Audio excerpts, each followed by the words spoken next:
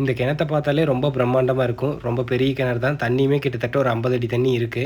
So இன்னைக்கு என்ன கம்ப்ளைண்ட்னு பார்க்கலாம். இந்த கிணத்துல ஓடிட்டு இருந்த 5 ஹெச்பி ஓப்பன் வெல் மோட்டர் வந்து காயில் கம்ப்ளைண்ட் ஆயிடுச்சு. ஸோ அந்த மோட்டரை வந்து நம்ம வெளியே எடுத்து ரீவைண்டிங் பண்ணி பெயிண்ட் பண்ணி திரும்ப இறக்குறேங்க.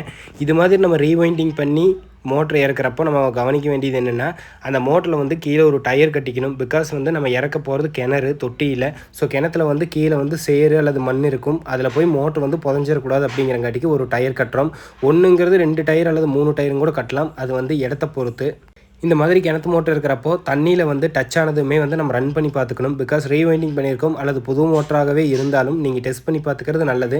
இது மாதிரி மோட்டர் இருக்கிறப்போ ரொம்பவே பார்த்து தான் இருக்கணும். ஒரு ஆள் இறக்க வேண்டிய இடத்துல 2 ஆள் 3 ஆள் போட்டாலும் தப்பு இல்லை. பிகாஸ் மோட்டர் ஏதாவது ஸ்லிப் ஆயிடுச்சுன்னா நம்மளையும் சேர்த்து உள்ளே கொண்டு போயிடும். ஃபைனலாக நம்ம மோட்டரை வந்து ரன் பண்ணி பார்த்துட்டேங்க. மோட்டர் கரெக்டான ஆம்பியர் எடுத்துச்சு. ஸோ கஸ்டமரும் ஹாப்பி, நம்மளும் ஹாப்பி. அண்ட் தேங்க்ஸ் ஃபார் வாட்சிங். தேங்க்யூ. நம்ம சேனல் பிடிச்சிருந்தனா தொடர்ந்து நம்ம சேனலை ஃபாலோ பண்ணிங்க. And thank you.